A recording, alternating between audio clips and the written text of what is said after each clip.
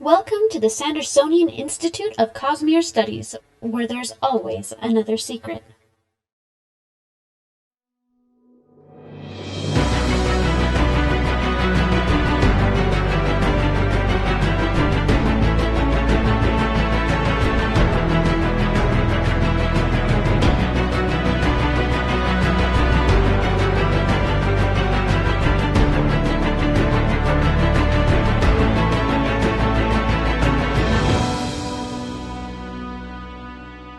Welcome. It's Sandersonian time. So, it is episode 72 of the Sandersonian Institute of Cosmere Studies, which is also live streaming on December 7th, 2020. And if you're not here now, then, well, you better get here soon because we're not a super long podcast. I am Amy, and I am joined, as always, by my number one Kelsier fanboy co-host, Jordan. It's true. It's very true. Yeah, I was like, I have to do that one. It just is too fitting. So, if you couldn't guess, and you haven't been here very long, we are not a spoiler-free podcast. So if you don't want anything spoiled, then come back after you've read everything, and then it'll be safe. Maybe. So, yes, tonight we are talking Rhythm of War. This is our second episode. The first one was just our initial reactions where we just rambled, and it was great and glorious. And I got to talk to somebody because nobody else in my household has read it, and so I can't talk to anybody about it. But we are going to talk about Shallan and Adolin's arc. So you guys, if you've read it, which you should have if you don't want spoilers, all the characters kind of split up into different groups, and they all focus on main arcs. And we polled our patrons, and this is the one that they wanted us to do first. So... for those of you who listen to the podcast recordings or watch the videos on YouTube, we wanted you to know, if you didn't already know, that you can interact with us live via chat as we record each episode at www.twitch.tv/InskeepersTable. We record episodes of the Sandersonian Institute of Cosmere Studies every other Monday night starting at 7:30 p.m. Pacific Time, 10:30 p.m. Eastern, so please join us and take an active part in the discussion. It's fun. We find out about people getting rabies shots. Yay! And our plans to do an ASMR stream. And if you weren't here for the pre-show, you don't understand the context of that, and you never will. You don't know. It's gonna be a great stream, people. It's gonna be so. Anyway, okay. The Sandersonian Institute of Cosmere Studies is made possible by the support of our listeners and patrons. Our show will continue to be free, but if you want to help us out, you can head over to patreon.com/Cosmere Studies, even pledging just a couple bucks. Each episode really helps us out, and it lets us improve the show and get cooler things and have more giveaways or lots of other fun things, and it's just nice. You get to join our Discord channel, and we talk about all sorts of things, and it's one of my favorite Discord channels ever. And it's a great community. And then you also get access to bonus episodes, exclusive access to other bonus content, and other good stuff. So, yes. I don't think we have any new patrons this week, right? This is why we need Bill around. If you're a new patron and we didn't acknowledge you, we are so sorry. No. We're gonna check right now. We're vamping live on the air. Maybe talk about why Bill's not here real quick. So Bill is doing stuff with family tonight, and he really wishes he could be here, but it's just it wasn't going to happen. So you just get us two, and it'll be great. None that we know of. No. Okay. Okay. We're totally prepared. Yes, you're totally right, Doc. We're totally prepared. So Rhythm of War is a huge book, and we love every second of it, and that's where I was talking about doing the poll. So that's what we're going to do. So following Shallan, Adolin, and Pattern and Maya and their whole caravan. We'll probably end up talking about other people too, because they don't stay in their own group just by themselves. They interact with other people too. This book definitely did sort of return back to sort of how it was in Way of Kings and had them pretty separated. Mm-hmm. There's a lot less intermingling because it's more of, I'm going to go deal with that, you're going to deal with that, I'm going to deal with this, and they just kind of handle their own stuff. Pretty far, because like even Kaladin and Navani, who are both in Urithiru, don't have too much, like, they have some contact, but the actual plot that they're dealing with doesn't really. Yeah, I mean, the closest you get is probably the end with them maybe running into each other, and even then not as much. It's more just things are happening here and here and here, and just they're kind of side by side but not doing as much together, which they didn't do much before together anyway. No, but yeah, anyway, we're probably going to the wrong stuff, aren't we? So yes, we're going to talk about Shallan and Adolin, or Shallan as people were putting in there. I'm so bad at making mashed up names. So we start out with where we did cover some of these chapters already, but we can just quickly go over it a little bit, and so we don't lose any continuity, and in case you didn't see the episodes, we were doing the chapters as they were being released. But you really should, because going chapter by chapter is decadent. It's so much fun. We get to go so deep. Anyway, so it starts out with Shallan, and she's being Veil at the moment, and Veil is bored out of her mind because she's having to pretend to be a merchant Chanasha, who's a lowborn merchant who's hiring out troll teams, which sounds so enthralling. Yeah, it's interesting just because, one, it's not the type of work that we ever really saw Shallan do, impersonating an actual person. Yeah. Up until now, she's been able to just make up her own. Well, she did, was it when she was with her crew at the beginning, she did impersonate like a rich random lady for like a split second when they were stealing her food. Yeah, but she didn't but really... not for a long time. Yeah, whereas this is like, we find out this has been a long con where like they have what was it, Chanashal? They have her on like witness protection program or whatever. Yeah. They're like, we're going to have her pretend to be you so we can use her to find Eli. And she's like, okay. It was interesting. The other thing that was interesting just about this part of the story was when it's go time and she suddenly gets kidnapped.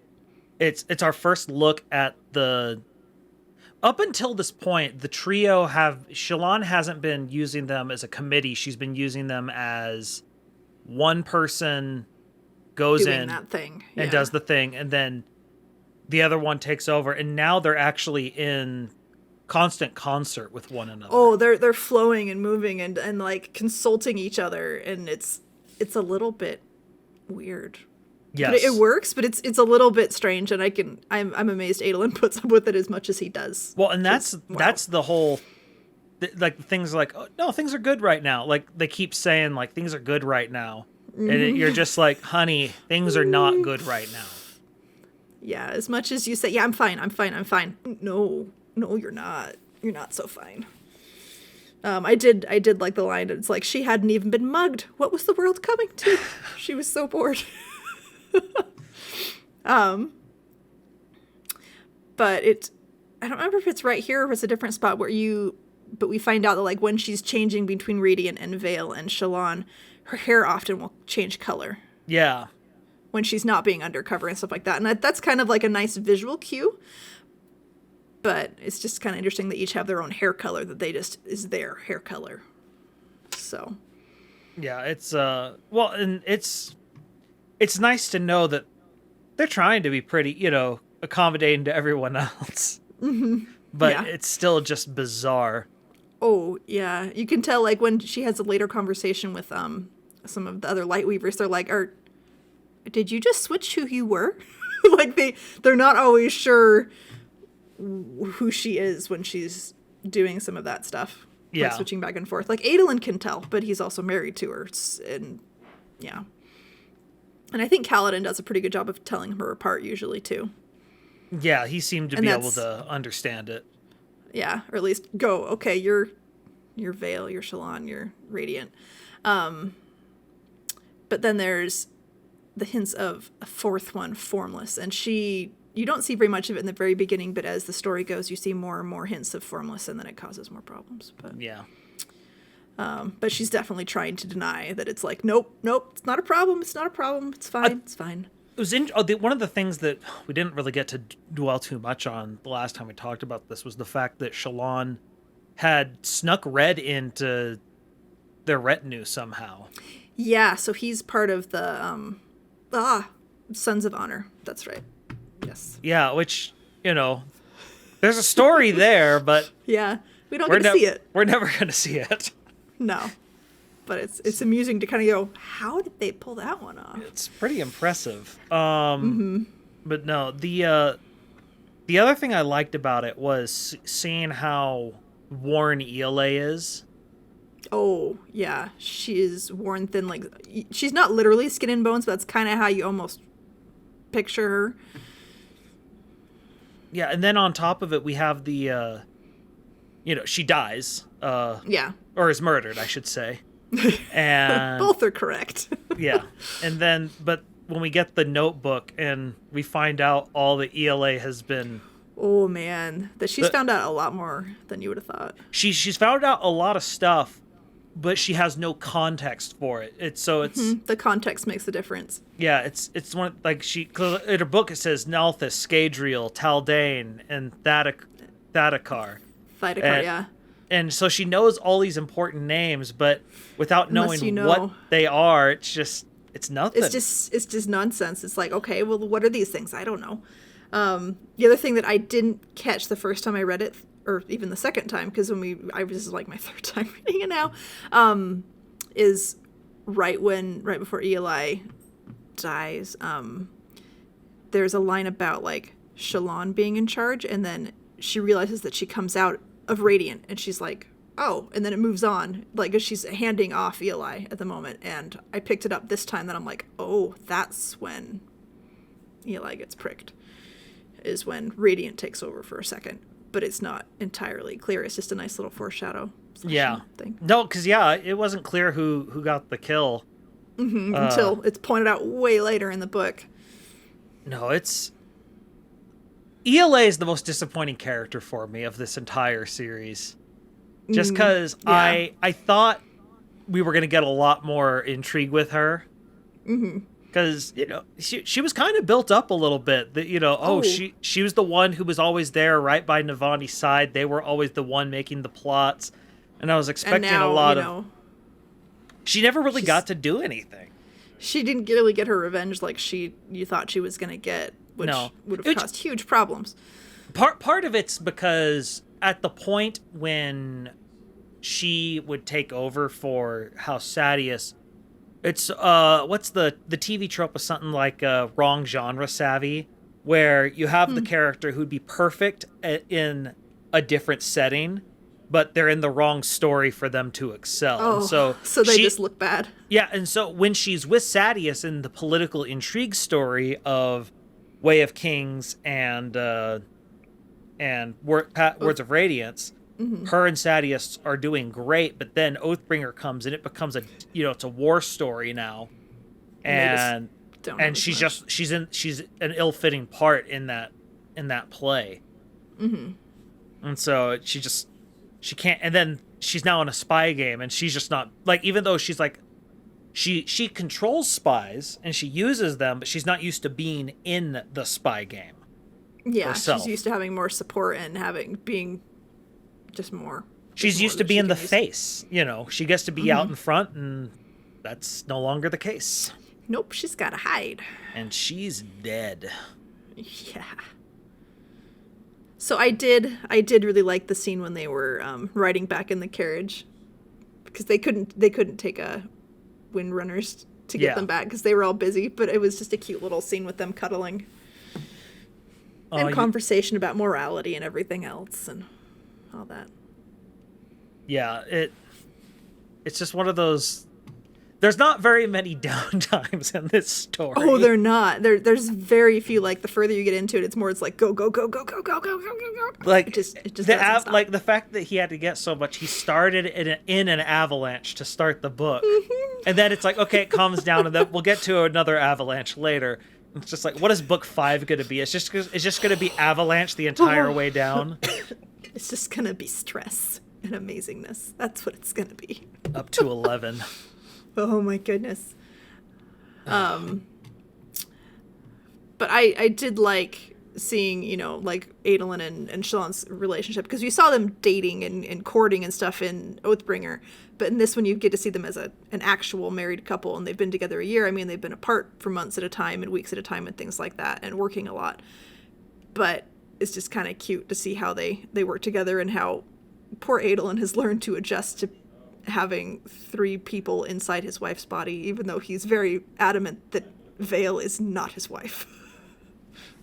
Yeah, she's not. But yeah. No, he's worried she'll cheat with Kaladin. I know. He's like, if there might be physical things, like he's like, I don't want to say it, but I have to say it. And she's like, oh no, don't worry, she wouldn't do that. She'll even tell you that we have an agreement that we're not gonna do that.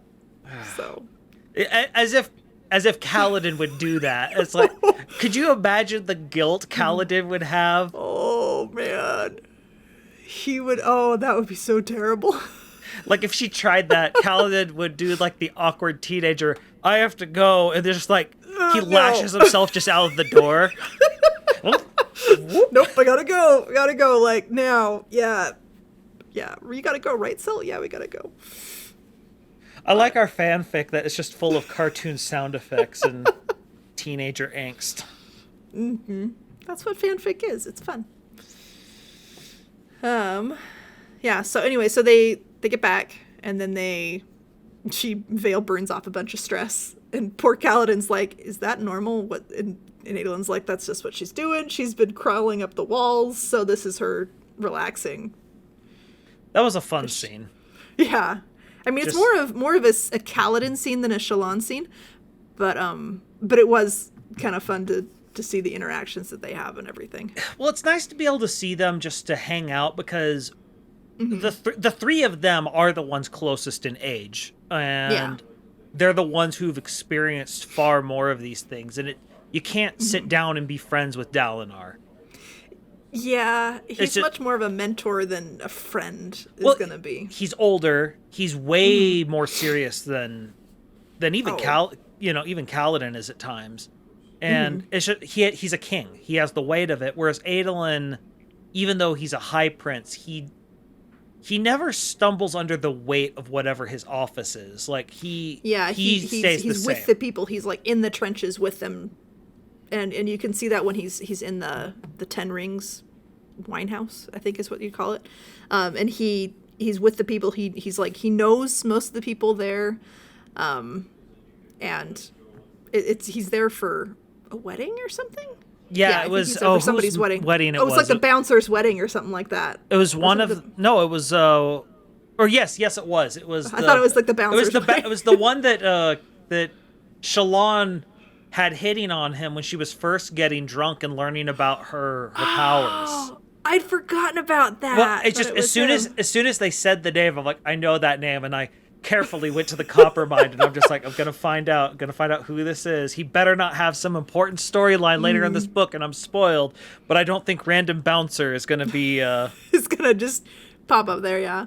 And we love the Coppermind. I need to use it more every once in a while. I'm like, wait, I need someone to fix my problem, so I don't have to dig through 6 books. But yeah, it was just one of those. As soon as I heard the name, I'm like, I know this name. Why? And it's like, oh yeah, he was hitting on Vale. That's right. Oh, and I love like seeing Shallan make comments about Adolin like having dated everybody. The quote is, Adolin dear, swing a Herdazian in a crowded room and you'll hit 6 women you courted. Why are you swinging Herdazians? Because she's met the Lopen, I'm sure. Yes. So obviously you swing Herdazians, right? It is. Everyone's met the Lopen, but it's fun. I don't know. It was a fun scene. Mm-hmm. That was really fun. I think it's in that same scene where Shallan / Vale, whatever, is kind of wanders off and is doing something else, and Adolin, he's talking to Kaladin and trying to see what's going on with him, and he says, my father can be wrong, saying like maybe you don't need to be retired forever. Oh wait, that was after there. Sorry, that was him. Either way. Anyway, it's a fair thing, because first we know Adolin's having issues with his father. Oh yeah. Well, they're getting in the very. It's a complete philosophical difference, and one of the hardest things to do, I can tell as a parent, is to let your kids be adults. Do something different. I mean, my kids are only 8 and almost 6, and it's still tough to be like, why are you doing that? That's that's dumb. Or why are you interested in that? And I don't want to crush their spirits. And it's really hard to find that balance. And I'm sure it's only going to get worse. Now imagine that when your kid's a high prince. Oh boy. Whew. Yeah, that's tough. And that he's killed your former best friend who was also your worst enemy and backstabbed you and tried to, yeah. Oh, there's all sorts of layers going on here. Oh, lots of onions and layers. It's great. Why not parfaits? Parfaits are delicious. Oh man, I haven't watched Shrek in forever. How does Shrek keep coming up? It's a quotable movie. Very, Between very quotable. that and licking things, they keep coming up in our episodes. Oh man. But anyway, but yeah, it's you start to see more of Adolin's struggle that he's having with his dad, and people keep being like, oh hey, maybe you could become a Radiant, and you just have to get rid of Maya, and he's like, I'm not getting rid of Maya. I'm sorry, really Doc just raised a good point that for some reason I hadn't thought of that. Adolin killed Sadeas and Shallan killed Ela. Killed his wife. So take that, Dad. The two of them took out House Sadeas. There you go. House Colin took out House Sadeas. Jeez, yep. I never thought about that. I didn't think about that. Yeah. Yeah, I actually struggled. I was the family that murders together stays together. I mean, you look at Mistborn, there you go. Hey, it's more functional than Dalinar and Evie's relationship. Yeah. Yeah, they were starting to get better-ish, and then no. Until Dalinar, murdered him. Burned everything. Yeah. Yep. Anyway, after all that, like, Shallan goes and she's doodling with her brother in the room, and it's super awkward. And I mean, my family isn't as broken and weird as hers, but it's a lot different hanging out with your siblings when you're all adults, especially when you've been apart for a long time. And with Christmas coming around, I think everyone can relate. Yes. But she's like doodling, and Jushu is like, hey, that's some weird stuff you're drawing, because she's like going into weird memories of things and like remembering getting her spren at 11 or something. Like she's kind of fuzzy, and she can tell that she's starting to lean towards stuff. And I think Vale and Radiant are like, yeah, you should look at that. And she's like, nope, I'm checking out. I can't look at that. Man, that was a good tell. I need to go back and read that section to see what the hints were there. Yeah, I mean, it's really super subtle. I mean, and I'm only connecting more of the dots because I know where things came from. But I mean, it's Formless, it becomes more and more clear the more I read it that Formless is like all of her fear. And I think they even state it partway through that she realizes that Formless is her fear. But she's so worried about not being worthy of love and being not worthy. It's the part of her that's actually, in a lot of ways, it overlaps a lot with Moash. It's the part of her that, quote unquote, doesn't get hurt because it stops caring about everything. Yeah, and so she just turns it off herself. She doesn't have to pull on Odium's power, which is good. It's not great, but it's better than going Moash's route by far. Yeah, but it's not that different because that's, it's the effect is the same. It's just she's doing it internally. He's pulling from an external source. Yeah. So. But that's also when Ray shows up and things get so juicy Cosmere wise. His name, he goes by Gobby. Gobi? I don't know. It's Gobby. I think it's Gobby. And I just like, wow. And he's totally playing like the fool and like being like, yeah, it's great. I'm learning how to be a soldier. And it's like, oh no. And he threatens her family a little bit, like partway in the conversation. He's like, oh, we wouldn't have any reason to hurt people who are with us.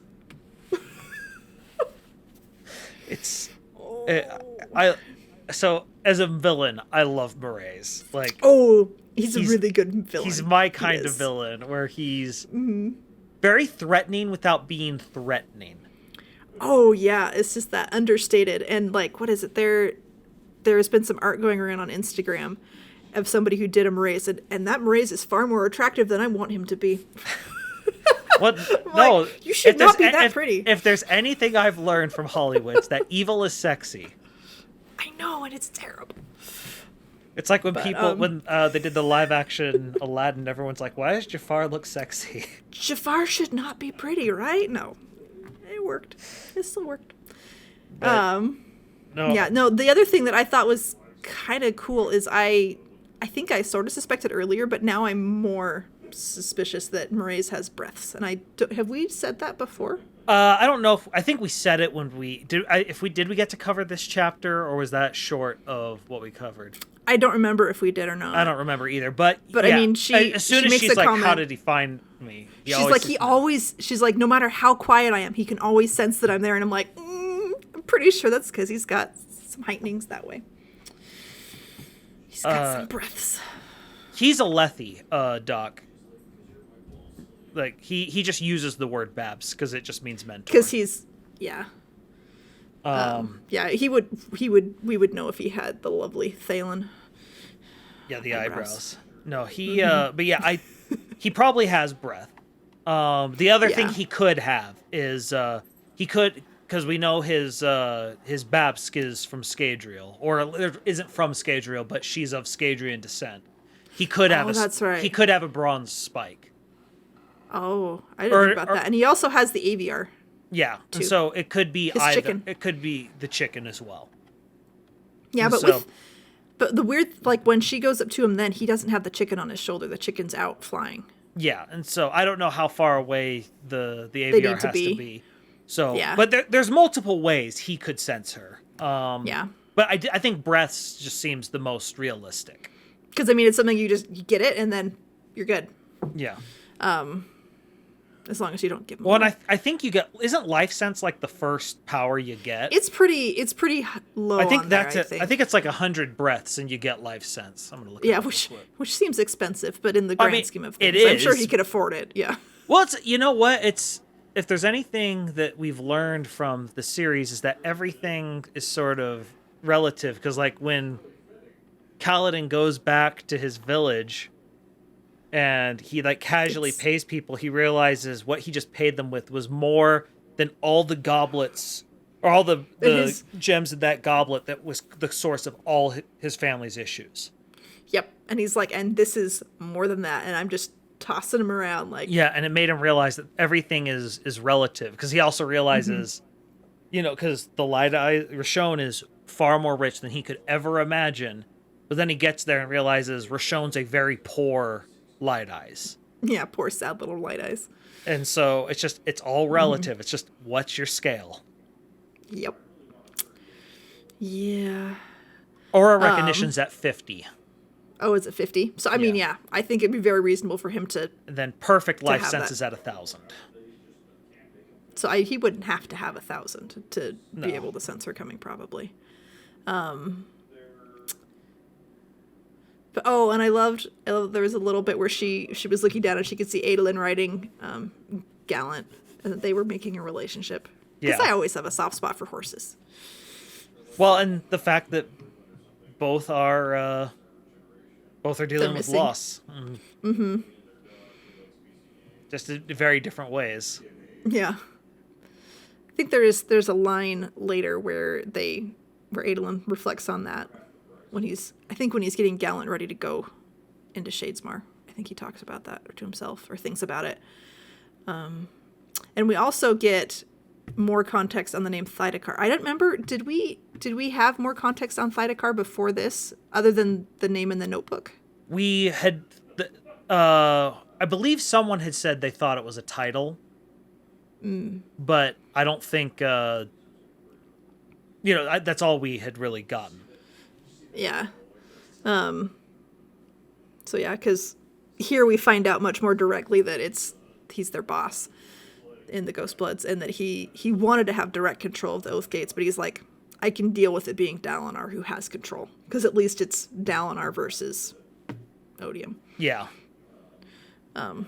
Yeah, which those two, that's an easy pick. Mm-hmm.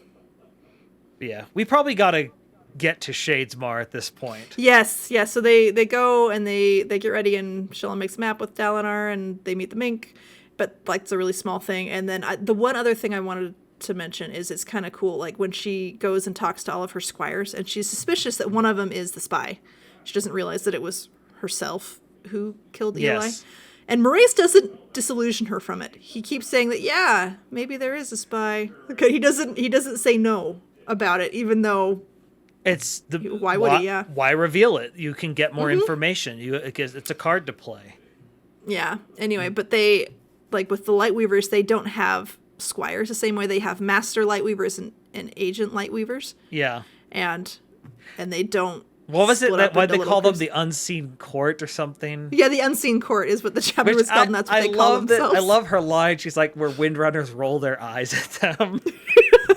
They're just like, oh, it's like, my hey, goodness. this is our name. You just. Well, it's just a bunch of drama queens. They are, and it's great. Well, it's like, yes, these are the drama students.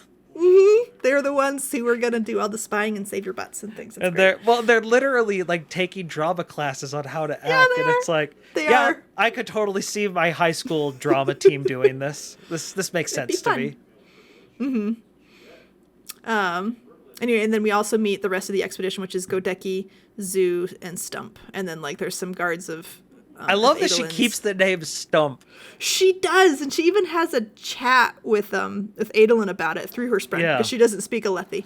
And she's like, the children gave me that name, and she's like, and don't tell Lift that I'm fond of her. She needs a firm hand. So that was fun. I love Zoo. Oh, Zoo's so fun. It's like, heaven help us if Zoo and Lopen ever get together. Oh, man. That is like, that would be crazy, but so fun. Yeah, it's hilarious. And the fact that the Miss Spren is also very, not childish. What's the word I'm looking for? Temperamental. No, it's quirky. Dramatic. No, trying to be funny though. Like, it's sort of a trickster as well. Oh, yeah, a little bit. It was fun to see the different type of Spren finally, because we get to see the Miss. We get to see the Miss Spren, the Mountain Spren, or Peak Spren. Yeah, that's what it's called. Peak and Spren, then Peak Spren, that's right. A cultivation Spren who's not Wendell. No. We didn't see. It wasn't cultivation Spren. Yes, it was, because it was Godeki's. Godeki's, yeah, and Adolin realizes, seeing that one, that Maya's clothes, for lack of a better word, was a uniform. Yeah. Compared to the other person had like robes. Godeki Sprendid.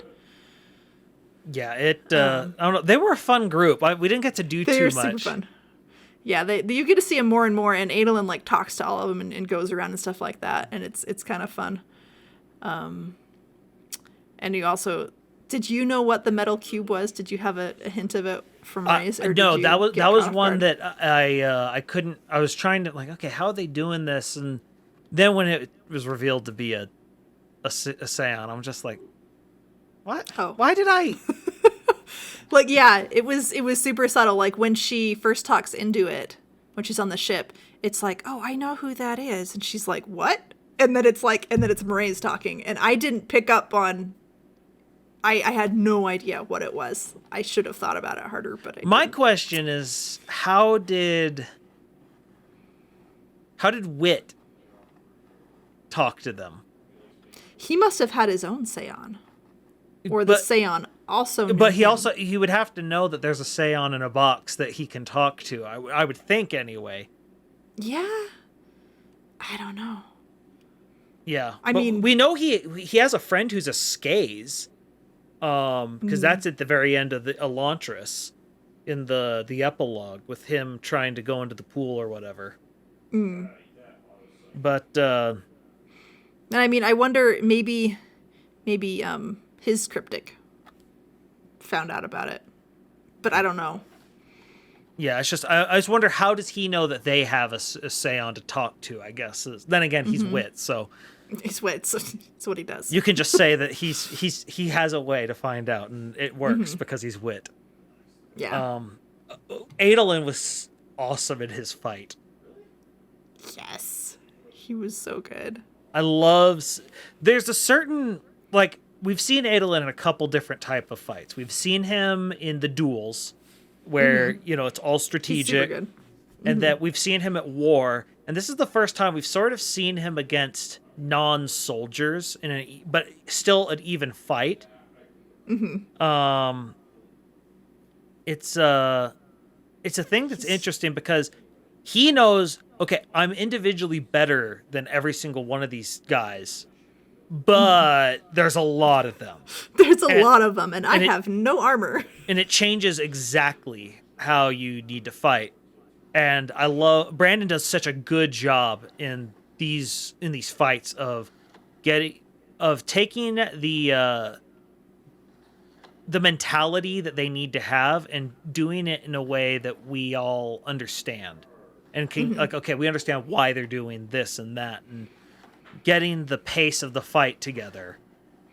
The other really nice thing is there's a YouTuber, and I've put them in part of our 6-7 is Shadiversity. He's really fun. He does a lot of like ancient weapons and armor and all this other medieval stuff. And he's listed as someone that Brandon reached out to for consulting about weapons. Yeah, so and I watched the video that Shadiversity put out. He's like, this was like total fanboy moment for me that Sanderson came to me and, asked for advice on stuff. Yeah. And so there's like one or two scenes where Adolin's either talking about his swords or being like, well, you can totally need this one and other stuff. And it's like... when he's unloading his entire artillery, I should say, and just being like, this and this and this, and he's showing his collection of swords. And I think there's a quote that it's like, why, you can never have too many swords or something like that. And I think Shadiversity was like, there's going to be that line in there and it's going to be great. So I really enjoyed that. I geeked out at that. I was like, oh, this is where it is. It's great. So anyway, but that was fun. It was a fun scene. Then, after, I love that he goes back, he saves, what's his name? The captain. I can't remember whose name. Anyway, goes back and saves him, and he thinks like, okay, we're gonna go to lasting integrity. We're gonna look at how honorable we are, and then things don't go well. Nodum, that's his name. Nodum, that's right. Nodum. Oh, that's right. Yeah. And then it's just like, well, this didn't go as planned. And then Adolin just like, calling it audible, going on trial. Let's do this. And everyone's just like, I'm sorry, what? Well, I love that Adolin's like, this is like, he acknowledges this is the part of him that, like, struck down Sadeas, that lives in the moment, and he's not thinking, he's feeling, and he just goes for it. Yeah, and I think he has a quote earlier where he's like, well, my dad wants me to go in and do it this way, but I'll bring in his letters and whatever else, but I'm going to end up having to do it my way because that's all there is to it, is that going to make it work. Because he's already going into it thinking that I don't think they're going to be persuaded by letters. Yeah. And because it's by like Fen and Dalinar and Yasna, right? I think you're the three.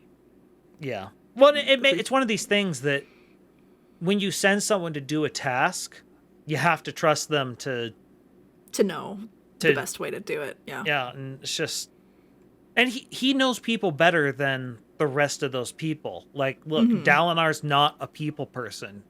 No, he's a general. Fen kind of is better at it, but she's a very different type of leader than the rest of them. And Yasna is not a people person.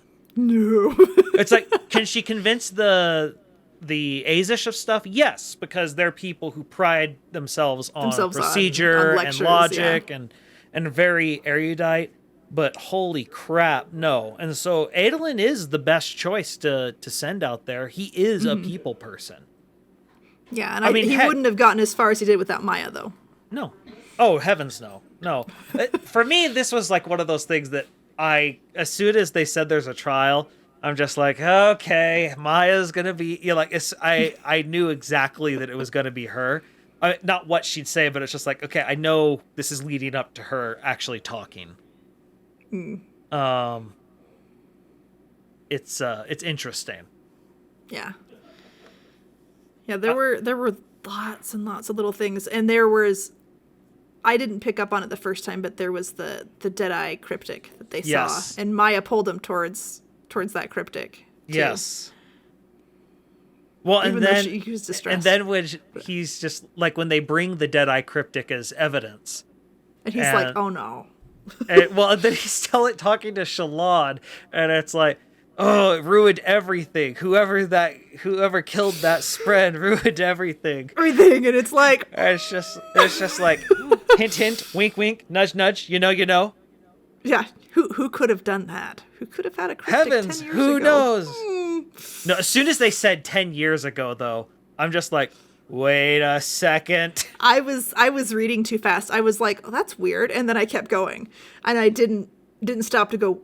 Wait, maybe there's a reason there's a disconnect, and why Pattern keeps being so super nervous and being like, yeah, they all thought I was super brave for bonding you, and she's like, that's weird, whatever, and he's like, no, I'm super famous for being brave about it, and it's like, because he's like, yeah, because sometimes they die, ha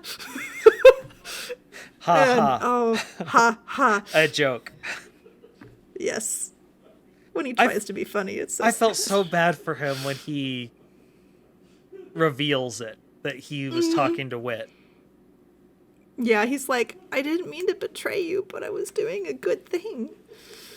Well, it's very much in some ways, like, cryptics are sort of, you almost got, or not cryptics, but Spren you almost have to treat like a teenager, where they're somewhere in between an adult and a child, because they understand the world that's around them, but they don't have the full context yet, and so they can make very childish and naive decisions. But they have enough knowledge to get themselves into a lot of trouble. Yeah, a lot of dangers. They don't. But he was doing the right thing. He shouldn't have hit it, but he was doing the right thing. Yeah, he was. It was good to do that, though, even if it was unpleasant for poor Shallan and everything else. Yeah, it's. But lasting integrity was weird overall. Like, the whole structure of how the city is. It's like you walk on the walls and you, like, turn. And I can't remember, what is that artist called? Not FC Escher? Maybe? Anyway, so with, like, all the stairs, and, like, the stairs are going every which way. Except this one, they just, like... Well, it makes a little bit of sense, because Honor Spren are the ones that unlock the Surge of Gravitation. That does, yeah. And so it makes sense that in this... their idea of what is correct would be a little bit different. And so people just... But it's so weird. Okay, I love Shallan's plan to sneak into their gemstone reserve to get some Stormlight.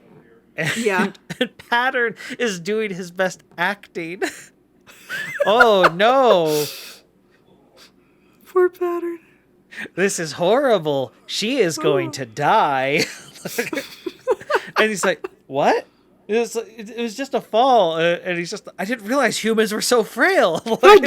How would she get hurt? We gotta get her Stormlight.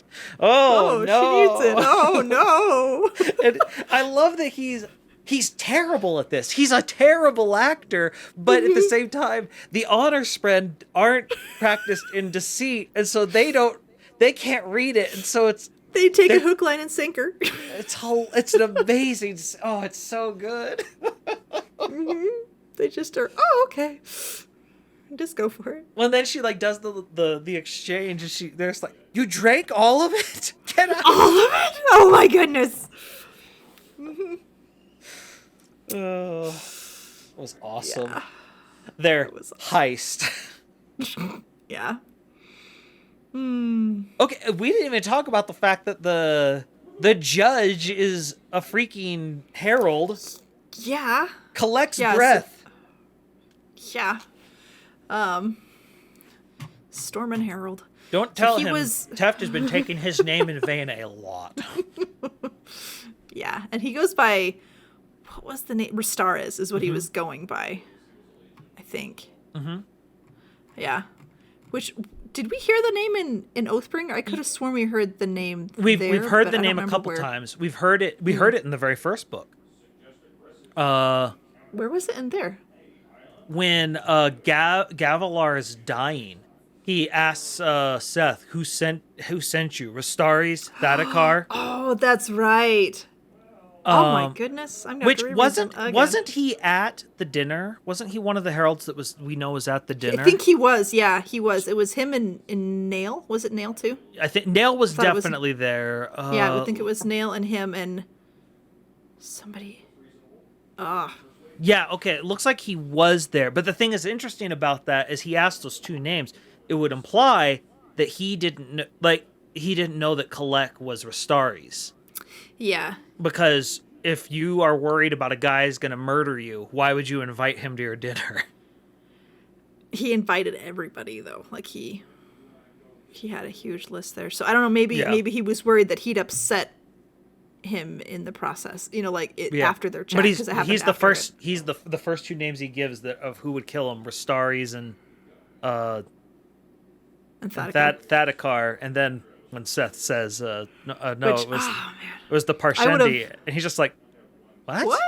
That doesn't make sense. Yeah. Like, he's like, I was worried about so many other people. So many other things, not this. And the other thing, you didn't know. The other thing it implies that's interesting is Gavilar thought that the leader of the Sons of Honor might have him killed. But as far as we can tell, Gavilar is a member of the Sons of Honor. Yeah, but it sounds like he was using them pretty heavily by the end of it and maybe was worried that they had caught on to it and we're not happy. It's going to be very interesting when we get his perspective in the next chapter. Oh, man. If the other thing I'm wondering, just because of this is a sidetrack, I'm wondering when we get his perspective, if we're going to find out that he was purposefully as mean to Navani because he was worried about her getting involved in this. Now, it would not redeem him in any way, shape, or form. Yeah, but I mean, it would give him a little glimmer of maybe you're not a total. Well, it's sort of the same thing with the Lord Ruler in Book 3, where we see all his preparation to try and save the world. It's like we see that his heart, like he had good intentions, but it led him down a dark path. But we at least see that, okay, you have some redeeming qualities and aren't just, Captain Tool. You aren't just evil. You have some nice things. And so it'll be. Yeah. He buys Navani jewelry after he's mean to her. Yeah, but that's a standard move. I'm glad to know that's the go-to move on a bunch of worlds. Just to know that it's apparently a constant. I don't know. It sounds like from the little bit I've heard of abusive relationships that's the they will often buy you something pretty or whatever afterwards to try and make it better. But anyway, let's see. So we had the trial and I liked Gallant. Gallant got a lot more personality. Like you saw a little bit when he was hanging out with Dalinar in the previous books, but in this one he has a shadow. A lot more. He does. And I love that, like, Adolin's like, I thought you would be normal here. And he's kind of like, this is what I do. Horse shrug. Horse shrug, yeah. And yeah. We know that they're bonded to something. I can't remember if it said. I don't remember either. Is the chat going to say? Sometimes they say. But the other thing that was interesting was we find out his... Sorry, I went completely back to collect. It was interesting that he, his issue is that he can't decide anything. Yeah, and he's a judge, which seems really problematic, that if you can't decide anything, why are you a judge? It's a bad choice. Well, yeah, and isn't, trying to remember, who is he the herald of? Like, what Order Radiant? I'm trying to remember. Oh, goodness. I am so bad. Let's see. That. It's exciting watching us type. It's great. Anyway, yeah, I'll look at. But yeah, he was known to be like I think he trained people in like government. If I remember correctly, that's like what was his job in each desolation or something. And it's just he's like will shapers. That's right. Okay, so it doesn't say what he trained them in. Okay, but the whole point, a will shaper, someone who's supposed to be about freedom and all this other stuff. He's can't make a decision for himself, and he's sitting here I almost wonder if like what their virtues were now that they're kind of broken has flipped. I mean, kind of the other way. Yeah, it is, because if you think about it, like, we have Jezrien, the King of Kings. He's now a drunk. Yeah. On the side of the road. Shalash, who was like the artist, is now destroying all art that's her. Yeah. And Nail is about justice, and he's doing bad things. Apparently not the worst, though, because whatever Ishar's doing, 'tis no good thing. Just he's taking the crazy train, and he's all aboard. Oh man. Anyway, craziness. I found the trial to be kind of a little predictable, but still, and this is just, oh my goodness, Brandon's so good at writing, still good. Like, even though I feel like I could see the story beats coming. Yeah. Leading up, obviously, to Maya's, Oh my goodness. I know we already went on and on about it, but that scene, even just thinking about it, makes me feel emotional. I love it. It's such a good scene. Mm-hmm. Well, the part we didn't talk about was before that, where Shallan gives in to Formless. Yeah, when we find out Formless is Shallan. It's not a different form. This is just it's Shallan acting, like pretending that she is this person. It's not another form. Mm-hmm. It's her giving herself over to the part of her that just doesn't want to be hurt, and so she lashes out at everyone who loves her, because if she can push them all away, then they can't hurt her. Then no one can hurt her, and she doesn't get hurt. I also liked there were lots of little pokes and prods from Vale and Radiant to try and get Shallan to move past it. It seemed like it was pretty much always Vale who was always saying, "Hey, maybe you should try and push for that memory and try and see things and try," and Radiant did it too. Especially in the earlier part of the book. Okay, I guess I just noticed Vale's more. Yeah, it's Vale definitely started in the middle of the book as things got tougher. Mm-hmm. And she would draw Adolin really badly to try and get Shallan to come out. The unibrow. The unibrow, and I think there's a line, about putting him in short pants or something like that, and it's just oh no, that's a step too far. You can't do that to Adolin. The image you have to wonder if Adolin. It off. I know he could. I just have to wonder if later on he finds that notebook and looks through it and goes, "What?" Yeah. Oh man.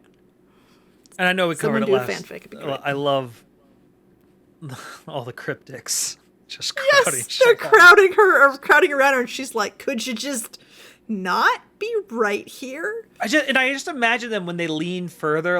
I imagine it cartoonishly, at a full right angle somehow. Oh, because they're spread, so I'm assuming they can do that. Yeah, and I love in the sketches that she has a little doodle of a cryptic running, and she's like, "I've never seen one run, but I imagine it has to look hilarious." And it does look hilarious what she drew. It's so cartoony. Which you don't see very often in her drawings. I like how they can now tell the different cryptics apart. Yeah, you can see their different heads, and even Adolin can kind of tell. He's not 100% in it, but he's there's just something about the way they change and the speed they change and how they rotate. And it reminds me a lot about when you hang around identical twins long enough, and you can tell them apart like that. After you've figured it out, because they have different mannerisms. See, I don't know many identical twins. I lived with one a very long time, actually. I lived with him a couple different times over college, and actually met his brother first, and I didn't know they were identical twins. This is story time with Jordan, by the way. And so I lived with next door to them in our dorms for a month, and I didn't know he had an identical twin.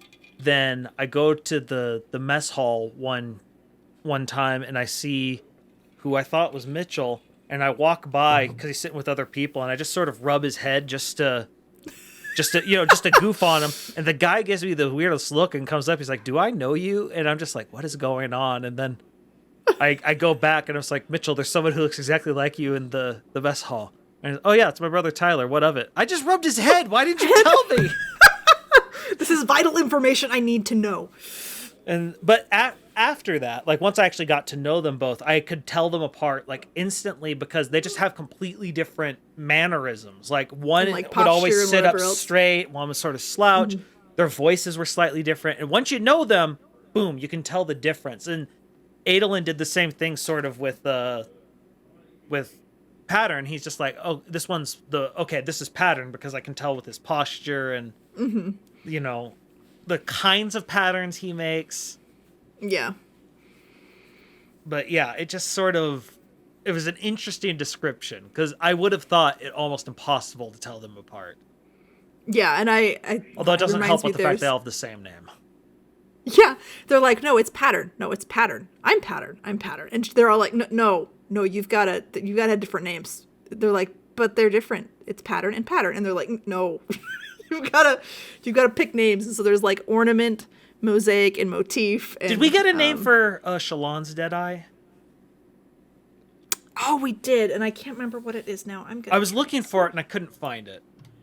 But anyway, they did. Is it Testament? Could be. I think it might be Testament, but I'm not 100% sure. Yeah, I think that sounds right to me. Anyway, I'm gonna Google that. Yes, it's Testament. Yes, go memory. Okay. It's interesting because she goes to kill Kalek, and then and she can't do it. And she finally, well, it's good. She's not formless. Like she wants to be formless. It's this idea that she wants to be unable to be hurt, but she can't. Like that's not who she is. Pain exists, and as much as it stinks, you need it. I'm trying to remember the quote of what it's from. I swear it's another Brandon book, but it could even be in the Stormlight Archive. But they talk about how they admire someone because, you know, nothing ever hurts them. And they say, you know, that's like scar tissue. It's tough, but it's inflexible. Oh, I feel like I've heard that too, but I don't remember where it's from. I'm pretty sure it's a Brandon book. I'm trying to remember who's had that conversation, though. Yeah, I don't know for sure, but it sounds like a Brandon thing that he would do.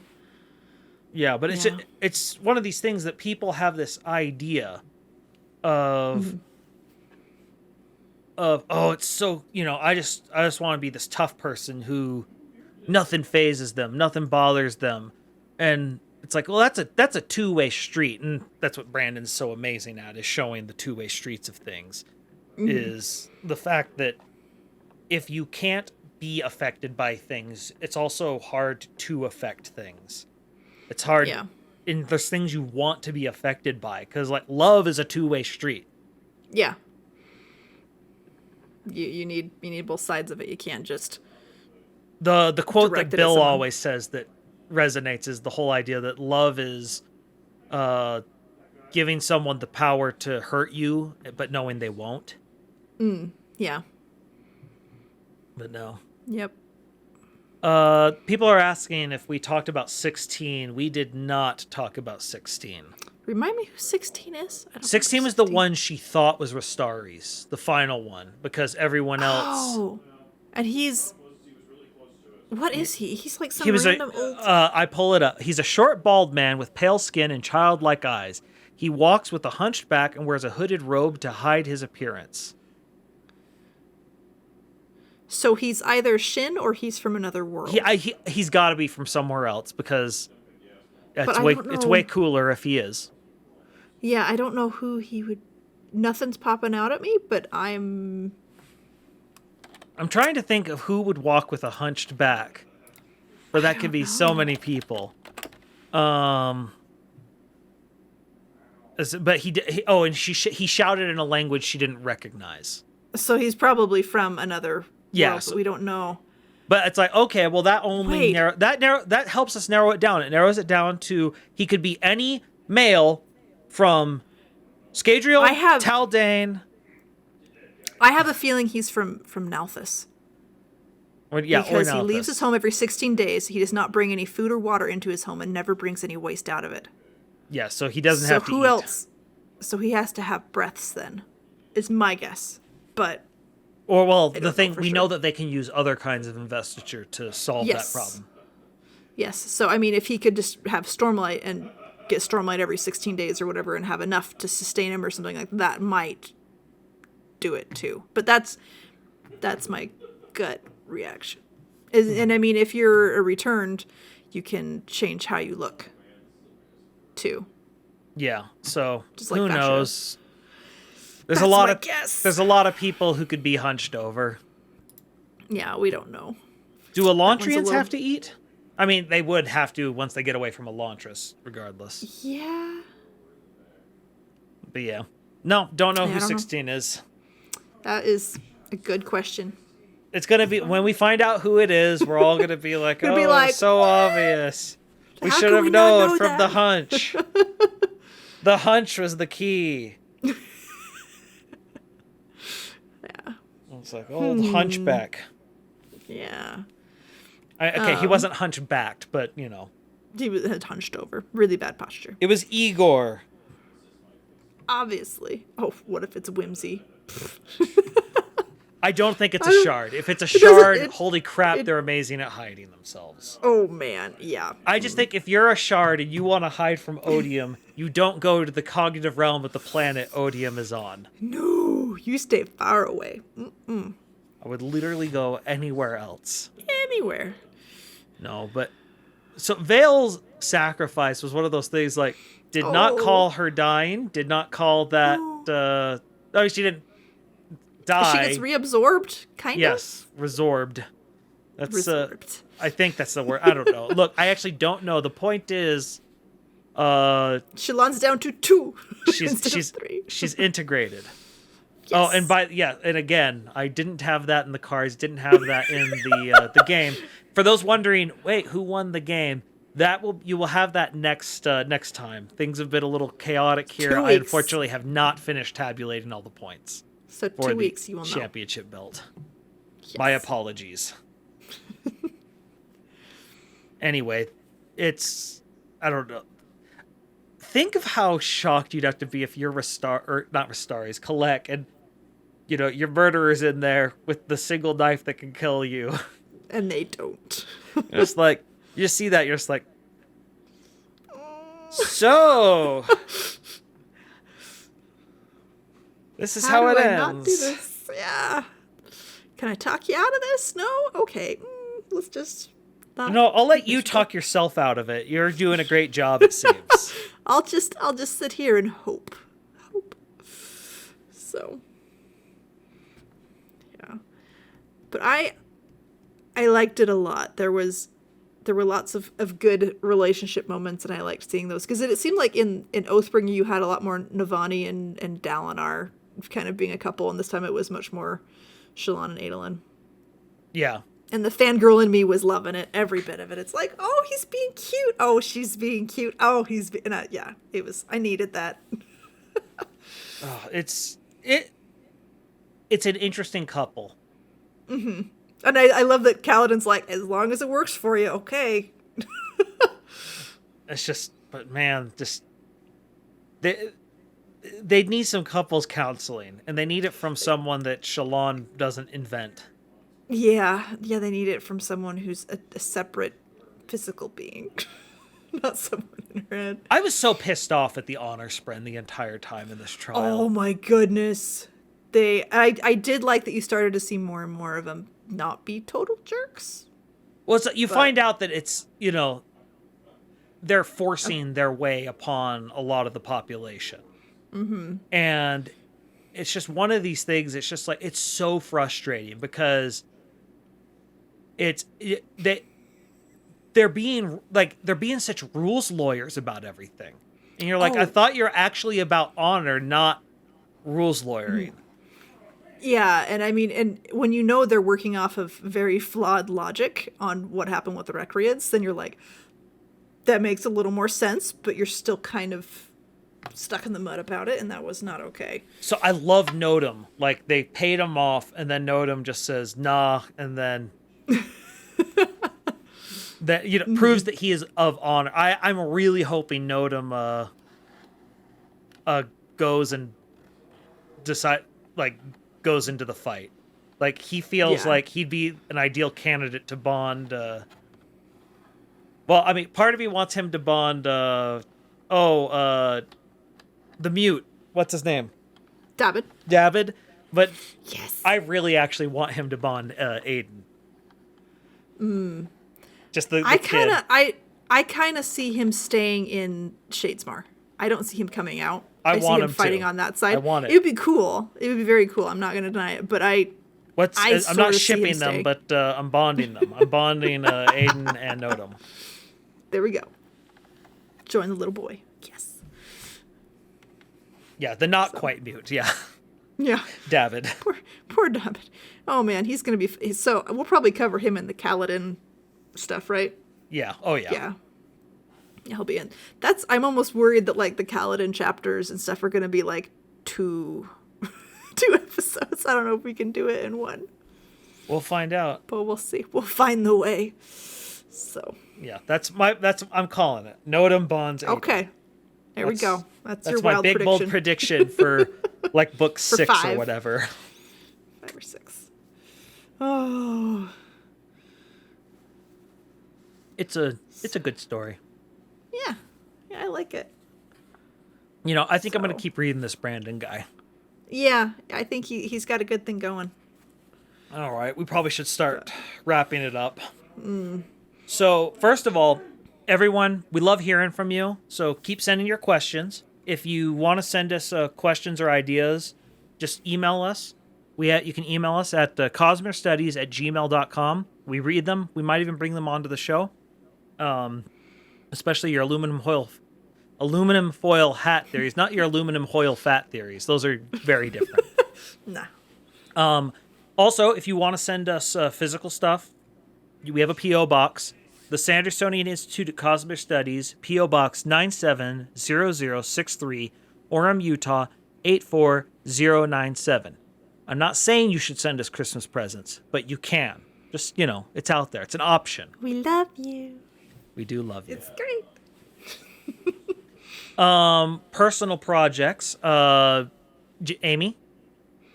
So, my Facebook is Coincidence Cosplay and Props. My Twitter is at CoincidenceCosp because my name is too long.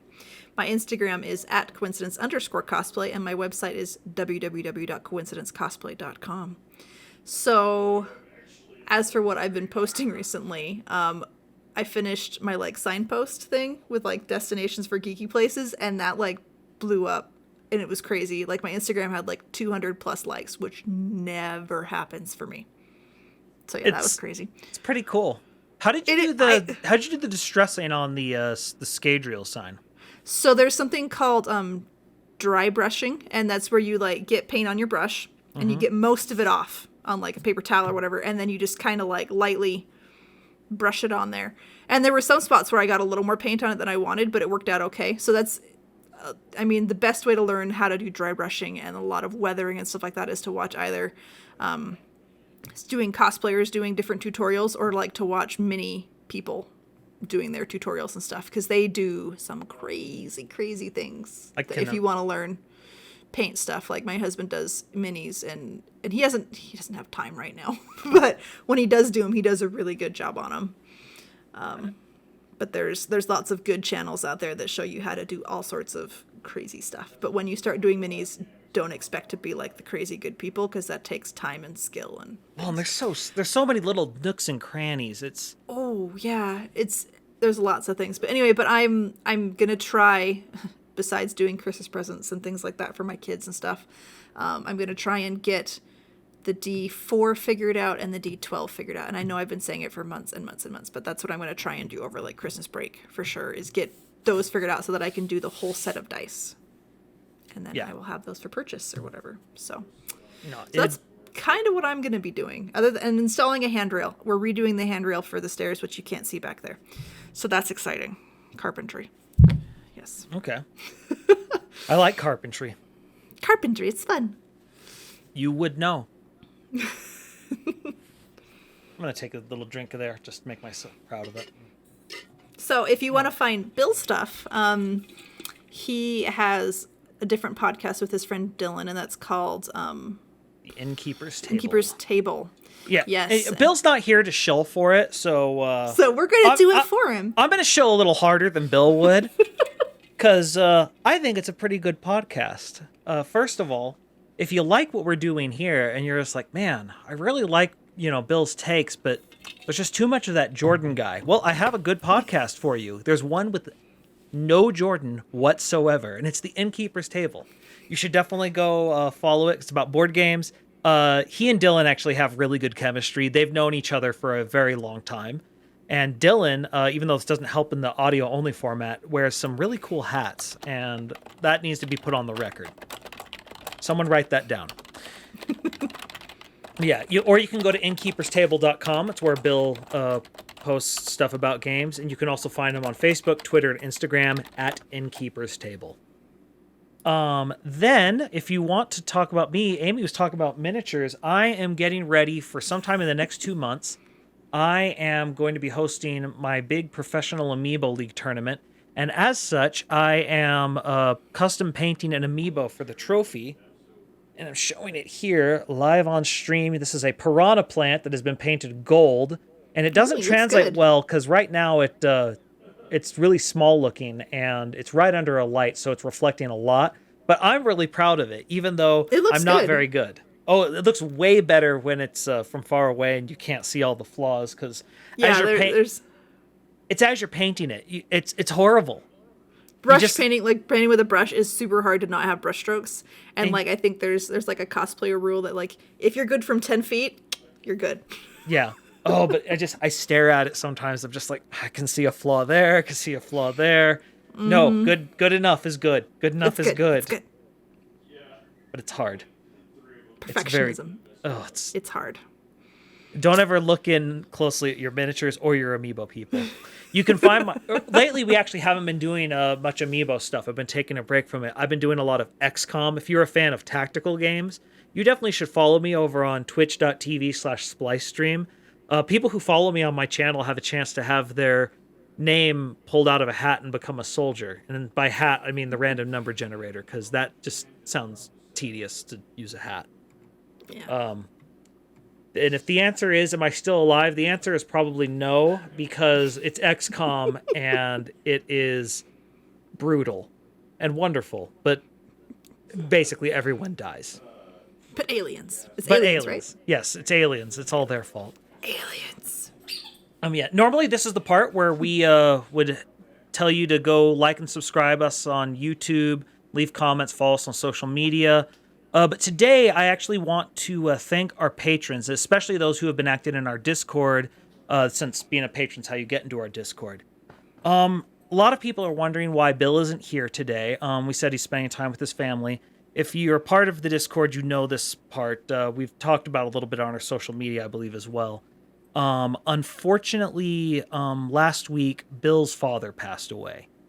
It was kind of sudden, and so Bill was, unfortunately, he wanted to be here, but, obviously he's going through a bit of something, and the Discord's been really good for it. The thing that is interesting is, obviously he's going through a lot of grief right now. We've had some discussions. A lot of Brandon's work, especially recently with Rhythm of War, have been coming up. Brandon's actually quite amazingly helpful in this regard. Bill actually brings up the dog and the dragon as something that's been very helpful for him. So it's I think we all can sort of think of moments in Brandon's books that have helped us all. And so maybe for our final thoughts, that's what we'll go to. Amy, can you think of something in Brandon's books that have helped you in real life? Oh my goodness. Teft at the end. That was. What about it? Did you find it helpful? It was as horrible as the scene was where he goes. Oh goodness, I'm gonna cry. Like Brandon's books make us cry. It does, and I'm sort of going, don't cry, it's gonna happen. It's the line is something to the effect of, and he died full of hope. Mm-hmm. And it's been over a year since my father-in-law passed. But I also had my grandpa pass a couple months ago, and like that one didn't affect me as much, which I feel sad to say because I just didn't see him that often. Yeah. But I'll still have moments that'll hit me, and it's moments and passages and things like that in the books have helped. And I mean, even just having an outlet to cry and get it out. Even when I'm reading, like when I was reading Rhythm of War, I cried in lots of moments. Oh my goodness. How many times did I think I cried in Rhythm of War? I think I want to say I cried 3 times, 4 times maybe. Oh, at least. I'm sure I cried at least that many times. But the Dog and the Dragon was super. I really liked that story too. That is such a good whole story. Stretch and with Tien coming, like the whole flashback with bawled Tien and like stuff. A baby during Tien. Oh my goodness, that and Teft. Heaven help us when we do the Kaladin one. We're all probably going to blubber through we're just going to be like, here's our tissue boxes. It's great. Actually, maybe we'll do that. Yeah. Let's get tissue boxes. I think we can swing like a deal with Kleenex or something before then. And this episode brought to you by our tears. Kleenex. Yes. They taste good with ice cream. Mm-hmm. For me, the one that I always lean on is what's the most important step a man can take? The next one. Mm-hmm. Yeah. Just I think about that so many times. And it's just like, gosh darn it, Brandon, get out of my moral compass. But no, Brandon is an incredible writer, and it's why we're all here. Yeah. And so, yeah. Expect things to get a little blubbery for us going forward. Thankfully, the Shallan stuff. Vale's departure was pretty hard. But the Kaladin one is gonna get so awful. Oh my goodness, I can't even. Oh. Luckily, it won't be the next one. Okay, let's probably. So, for those who came and watched us live, thanks a ton. It's always more fun to watch with our viewers live in our Twitch chat and here on twitch.tv/Innkeeper's Table. We do this every other week, Monday nights from 7:30 p.m. Pacific, 10:30 Eastern. You can find our videos over on YouTube at YouTube/Cosmere Studies. And you can find the podcast on iTunes, Spotify, and basically anywhere else you get your podcast. Just search Cosmere Studies. You'll find us. If you're following us over on Twitter, Instagram, and Facebook, please just add us and let us know what your favorite Shallan or Adolin moment was of Rhythm of War. And you can find us everywhere under the profile at Cosmere Studies. If you have any questions, feedback, or suggestions, just send them via email at cosmerestudies@gmail.com. For our next episode, we're going to be focusing on the character who got second most in our Patreon poll, Queen Navani K'Lin. Probably. The thing that could throw it off is the fact that the State of the Sanderson is also coming out in between there, and Navani's story is really big, so we might have to call an audible or something. I don't know. Look, we'll see. But we're planning on Navani unless Brandon drops a bomb on us or something. But we'll see what happens. So look, if you haven't done so before, I'm going to recommend that you make it to our next live recording, because our live recordings are awesome and it's fun to geek out and chat with our wonderful listeners. Yes, I am pandering to our chat right now. It's fun. But yes, again, December 21st at 7:30 p.m. Pacific time, 10:30 Eastern, and say it with me now, twitch.tv/Innkeeper's Table. So yeah, that's the episode. Until then, on behalf of Amy, Bill, and myself, thanks for listening, and remember, there's always another secret.